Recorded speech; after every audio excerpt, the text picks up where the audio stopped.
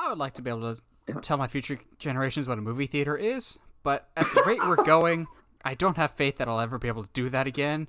Because as if the theaters weren't in a bad enough situation, they're shooting themselves in the foot even more right now. As we're recording this earlier today, in fact, Cinemark has also made a deal with Universal. So we said a few months back that Universal made a deal with AMC Theaters to basically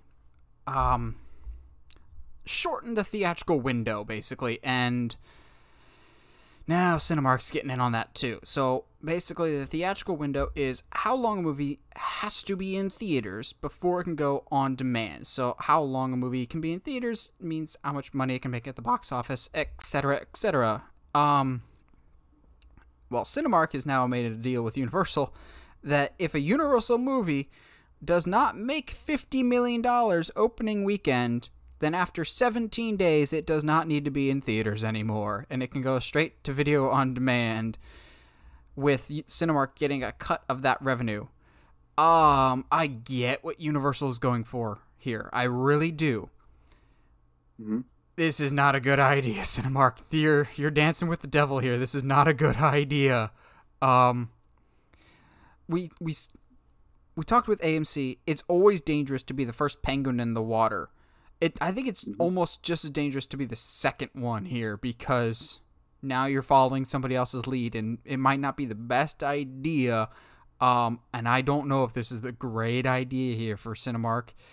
I know they're desperate for cash. Theaters are desperate for money right now. I just don't know if this was the route to go, because now basically theaters need to only show a movie. If a movie doesn't make $50 million opening weekend, it can basically be out of theaters within 2 weeks and in your home, which some of you were like, yeah, that sounds awesome. Do you not want to see movies in theaters anymore when we're safe and allowed to do it again? This just screams the death of the theater to me, and I don't like that at all.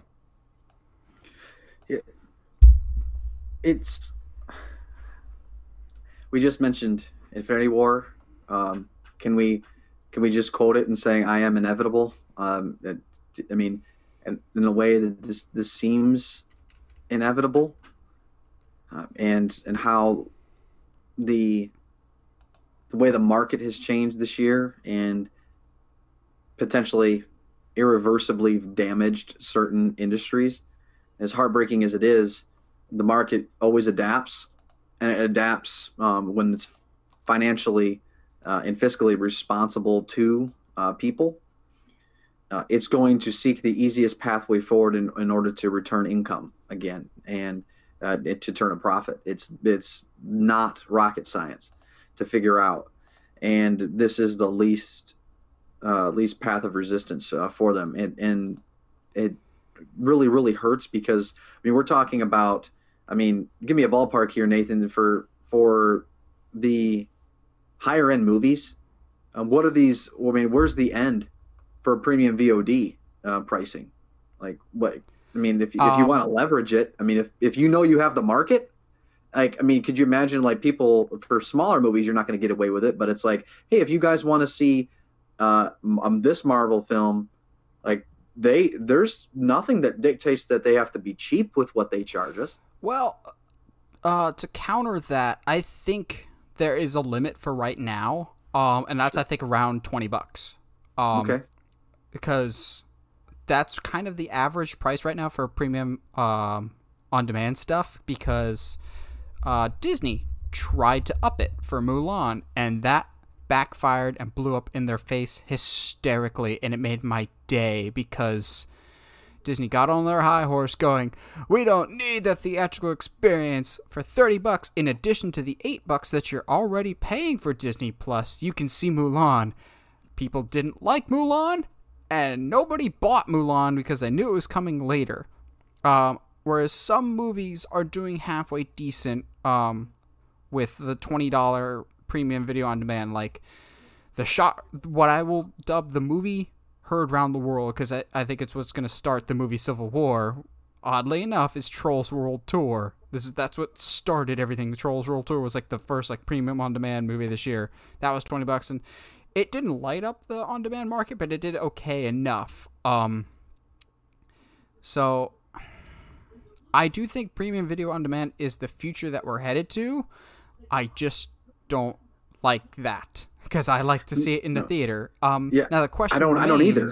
remains, if we do go to premium on demand like we're doing, do you see it being like a $20 for rent or a $20 or $30 to own, in your personal opinion? Well, I think financially, it almost has to be to rent it, because there's no way they would lose their shirt if it was $20 to own it. Because I mean, the whole idea of premium is that you get access to it immediately, but you're going to pay a premium in order to get access to it, and to try to have. I mean, we talked about it last week, to try to have this, home version of a theater, which are getting more and more capable and more attractive as the years gone on.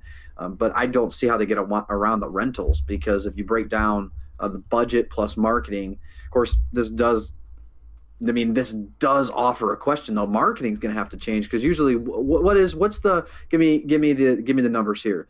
If I'm not mistaken, it's usually two and a half times. But if you have a blockbuster movie, it costs $100 million.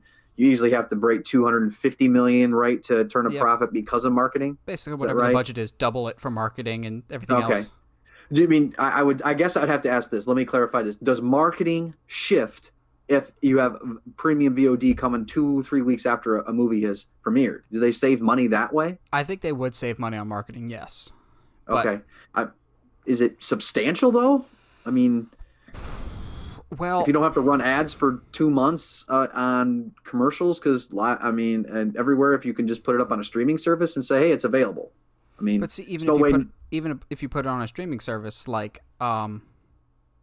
there is some money to be made in that, and like people signing up, but eventually you're going to run out of people to sign up, and you've got to find a way to make that revenue. That's why I'm like, I don't want the box office to go away, because I like seeing movies in theaters, but also, guys, this will kill the theatrical experience. And if we don't have the theatrical experience, sorry, I can't speak right now, apparently, say goodbye to Endgame level movies. You will see a bunch of mid-budget movies. The big spectacle movies will be gone because the financial incentive to make them will not be there. You think movie studios make movies because you think that they think you'll enjoy them? No, they make it for money.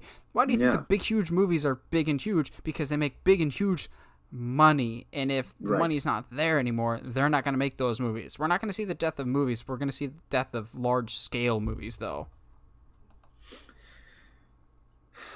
I mean, this truly is not even arguing conjecture here, not even using hyperbole. I mean, this truly is an existential crisis for the movie theater industry. You cannot sugarcoat it. The solutions, I do not envy the decision makers at these companies. I really don't. They have, I mean, especially when you take it down to the human level. It's easy to criticize decisions that studios are making, but when you have livelihoods on the line of like, okay, we're hemorrhaging. It's like the ship is going down, but we need to keep the ship afloat as long as we can to get the lifeboats ready so we can save everyone here. Well, in order to do that, I mean, you can shut down and just, have everyone go home and then everyone's stuck, or you can see the writing on the wall and act responsibly and try to do the best as you can. And for these people to have jobs on the line, livelihoods again changing. I mean, if anyone's ever experienced a layoff, I mean, you're going to be relating to these people. I mean, for the people that are not, actually on the screen together, these are real jobs like what you and I do. And yes, it's in a area of entertainment, but there's a market there, just like any driven economy, a free economy. Us as the consumer, we show our value. We show that we value that because we spend money on it. So you always want to talk about, well, how important are they and how essential are they? And I think for somebody like you, Nate, having followers for this podcast and seeing what movies can do to people, especially those, especially if we've seen like rises in depression and anxiety during all of this year, like movies offer a way of escape. And yes, maybe it's abused to a point where it's unhealthy, of course, but there's nothing that we've always had forms of art. We've had, I mean, before movies, it was plays is the predominant form. Before that, you had people, involved with books. I mean, we've had books, we've had plays, we've had concerts. Entertainment has always been there, and we've just been privileged to have it to this extent in our society. And man, I don't know how to say this, Nate. I don't want to be a downer, but it really, I mean, I don't see a way around this unless we snap our fingers tomorrow and things go back to normal, which we know is not happening. So I agree with you. Sadly, I hate to agree with you, but I really do.